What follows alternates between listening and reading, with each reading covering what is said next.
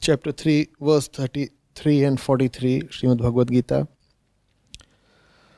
Even a man of wisdom behaves according to his own nature.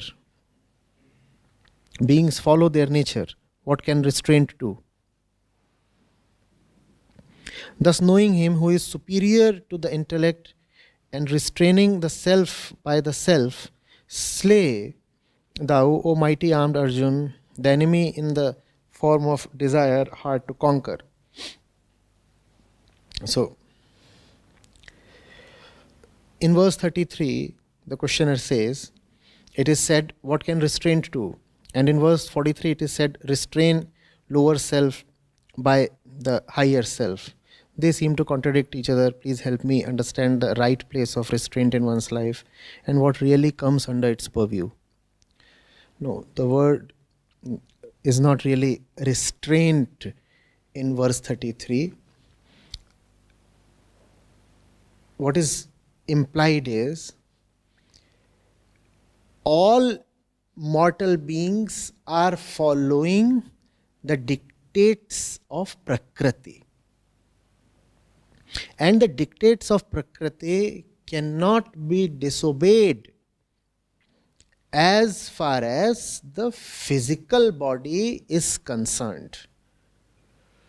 Be it an ignorant man or a realized man, Prakriti will operate the way Prakriti does. Prakriti cannot be disobeyed. So what is being said here is Nigraha kim karishyati.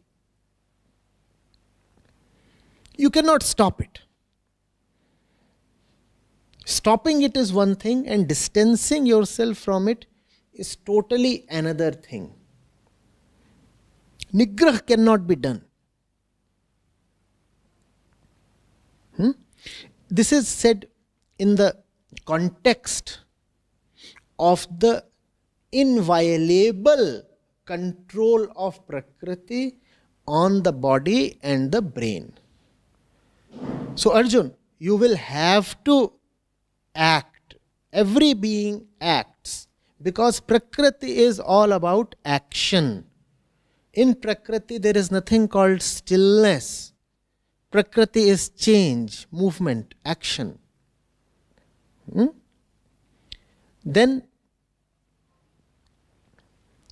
verse 43 says, thus knowing him who is superior to the intellect and restraining the self by the self has the first self as the small self, which is aham, and then the second self as the capital self, which is the truth. Slay thou, O mighty armed Arjuna, the enemy in the form of desire hard to conquer.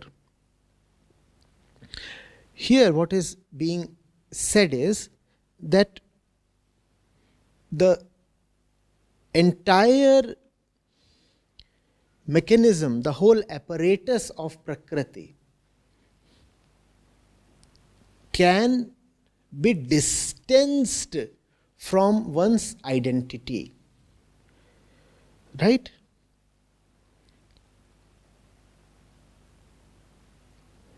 This distancing itself is the only way available to you to win Prakriti. It is beautifully captured when Sri Krishna says in another verse,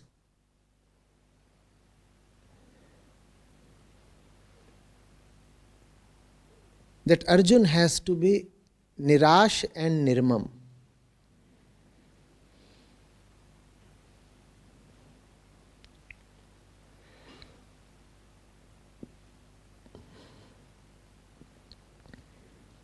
He says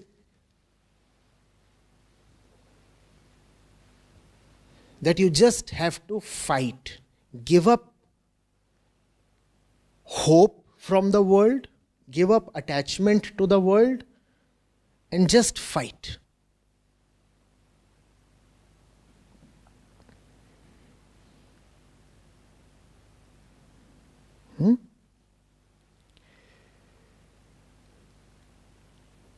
Prakrati allures us through hope. Prakriti allures us through the promise of completion. It says, get attached and you will get something special.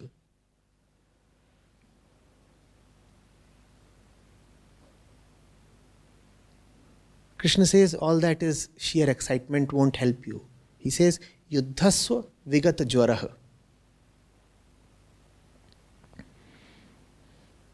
Just fight.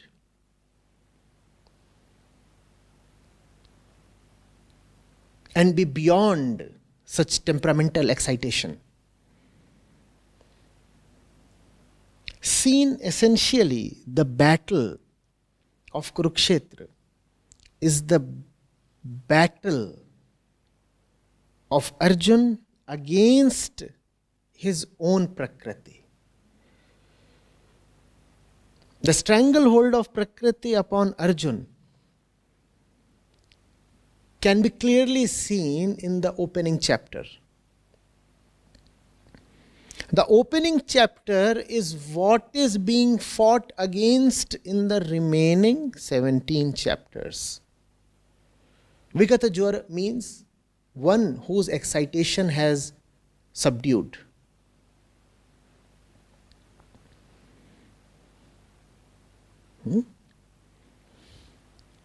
In the first chapter, all you see is excitation, fever. Jwar is fever. In fact, Arjuna puts it quite literally. He says, I am feverish. And my hair are standing on their ends. My legs are shivering. I am feverish. This is Prakriti. It will do what it will do. You must do what you have to do.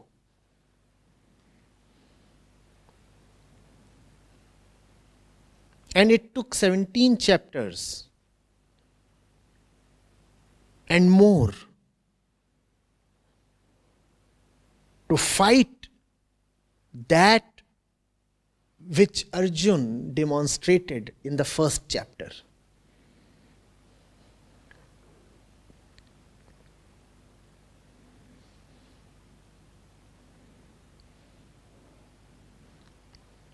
Are you getting it? Again, in the same chapter comes the beautiful message. Swadharme Nidhanam Shreya and Paradharmo Bhayavaha. It took Krishna a lot to explain to Arjuna that Prakriti itself is Paradharma.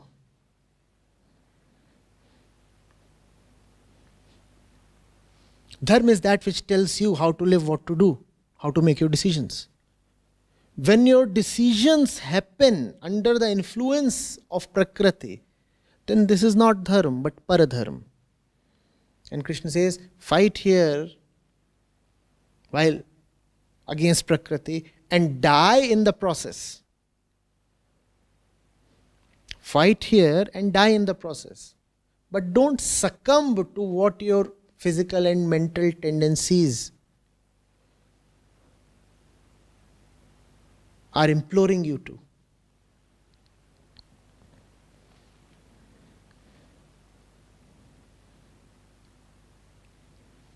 Getting it?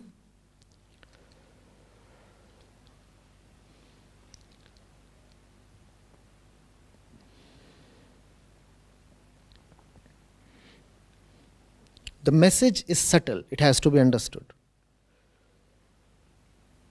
You cannot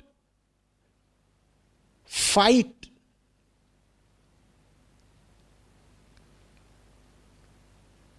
against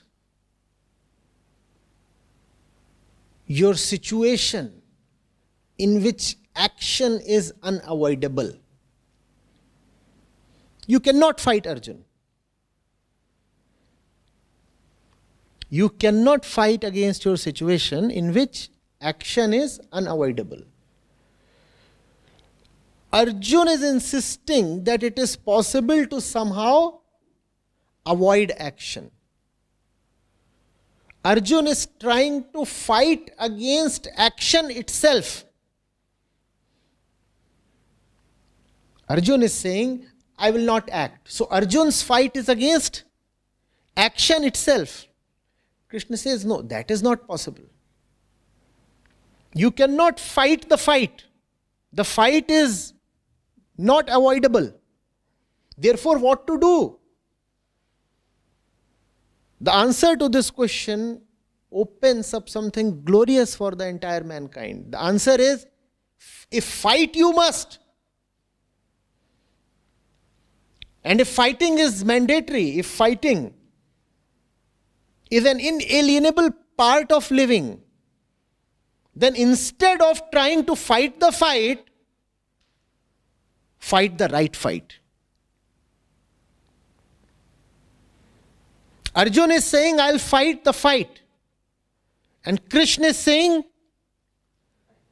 fight the right fight. Because you cannot fight the fight. If you think that if you can somehow avoid getting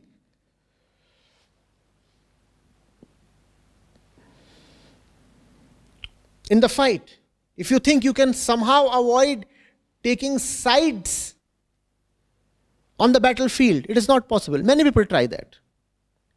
Many people say, it is not really important and, we can take some kind of a neutral position, we need not fight. Krishna mocks at them. He says they are all hypocrites.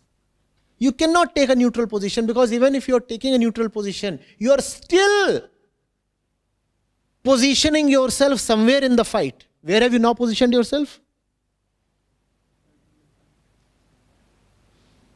At some so-called middle or neutral point. Maybe you are not fighting from either side, but you are fighting the fight. So you are still fighting. Rest assured, there is nobody who is born who can avoid fighting. To be born is to be born into a fight. So if you have to fight Arjun, fight the right fight. That is dharma. Let us not entertain any delusion that we can comfortably stay unaligned or safe in our happy and secure houses.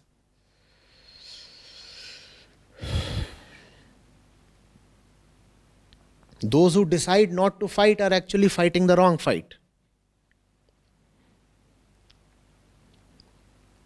They meet a fate worse than the fighters on either side.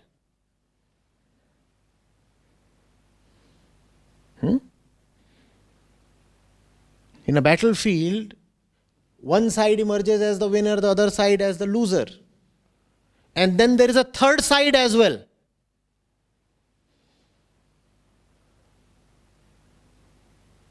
Which is this third side? The one who fought the fight and therefore didn't enter the battlefield at all. These are the mega losers. These are bigger losers than even the ones who got physically eliminated on the battlefield.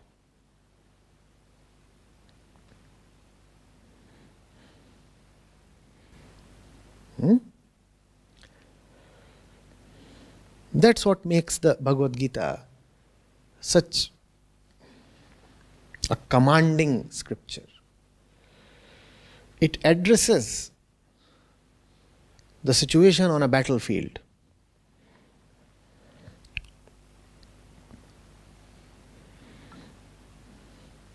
It addresses the very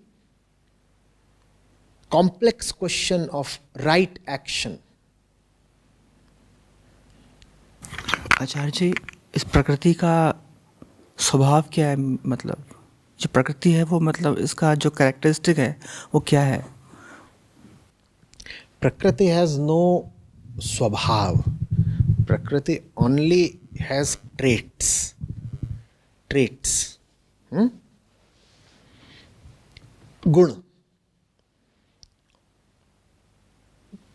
So, for the sake of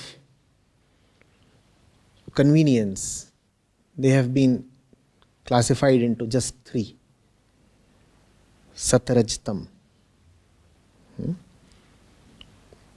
These three traits essentially just tell about three fundamental tendencies of the mind. There is the tendency that we all sometimes display to remain drowned in dark unconsciousness. And we derive pleasure out of it, don't we? That is called tamsa. We say we'll drown ourselves in liquor. Don't people do that? Even at this place there is so much hash and weed, and I'm talking of the city. Why do people do that? There is a certain pleasure in losing consciousness. Right?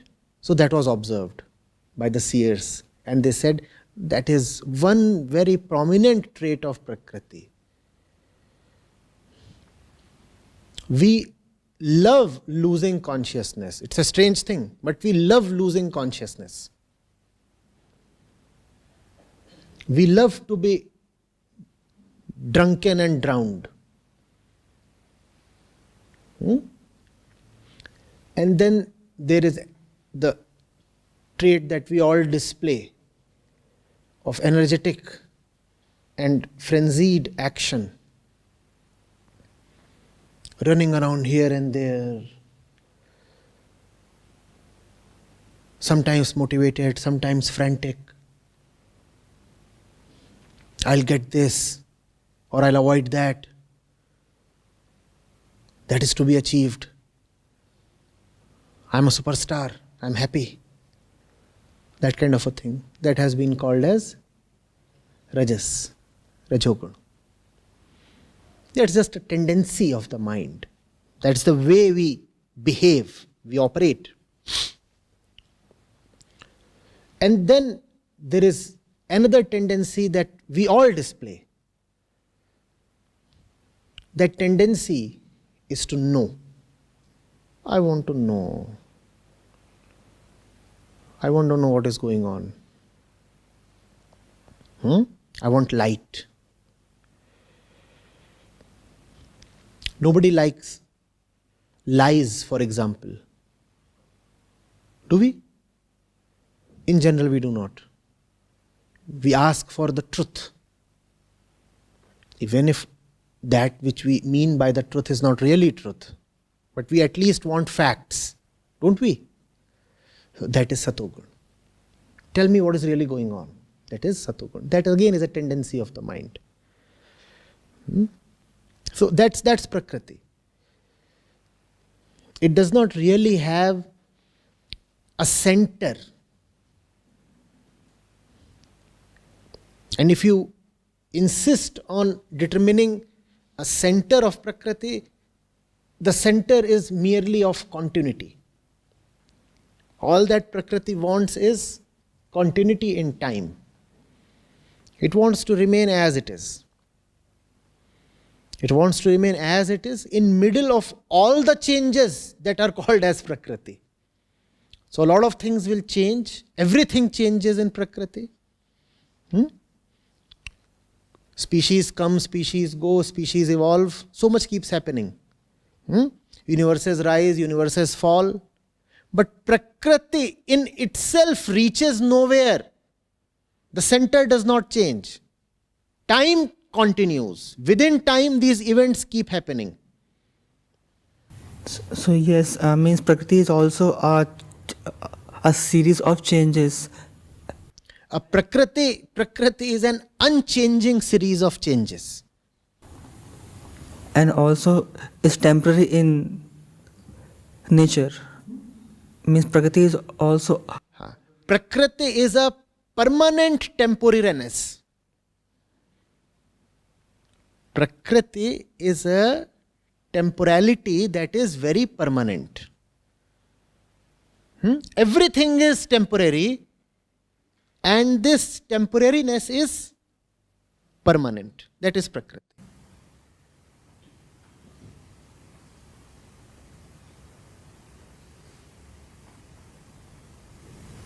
So, what is beyond this temporariness and permanence?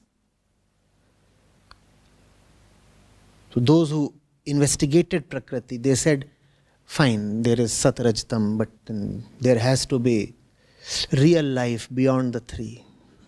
So, they said the purpose of all spiritual inquiry or advancement is to go beyond the three traits or gunas. They said you have to go gunatit or trigunatit, beyond Prakriti. So you were talking there is an inquiry in Prakriti also, but that inquiry is different from this spiritual inquiry. That is, spiritual inquiry is not born from the inquiry which is there in Prakriti. No. When you inquire, Prakriti is all that you have to inquire into. Except for Prakriti, what else is available to be inquired? Inquiry surely requires an object to be inquired, and all objects are in. So Prakriti alone can be inquired into. You said three things are there in Prakriti, right? The third thing is it wants to know. It wants to know, yes. So that is not inquiring. That is inquiry. So all inquiry is Satogun. But then inquiry alone does not suffice.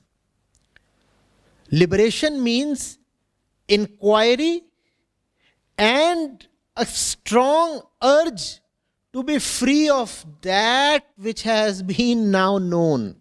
Therefore, knowledge by itself is often very insufficient.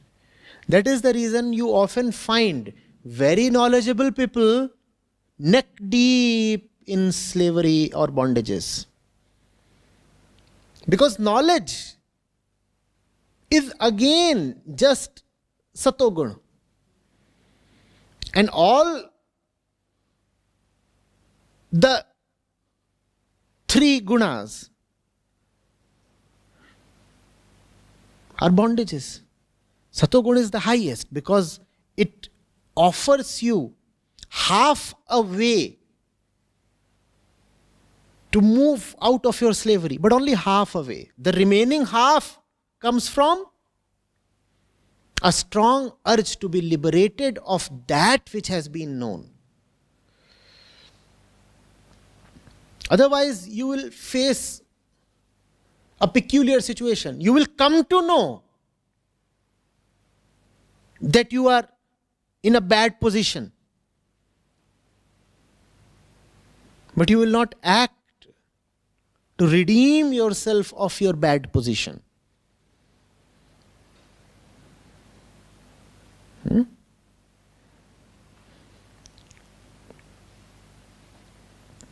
Clear? So you must now ask, Acharya ji, inquiry comes from Satogun? That is all right. So even an inquiry into Prakriti comes from the Satogun of Prakriti. But liberation requires both inquiry and an urge for towards liberation. Where does that urge come from? It's called grace. It comes from grace. It comes from prayer. It comes from your tears. It comes when you are really desperate. And can you talk something about evolution also? Like, it is in Prakrati, and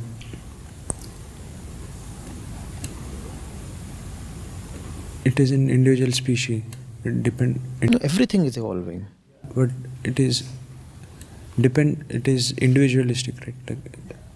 You look at one individual thing and you say it is evolving. The fact is, in Prakrati, everything is evolving. Change is evolution. When the change appears kind of favorable to you, then you start calling it by the positive name of evolution. Actually, evolution is just change.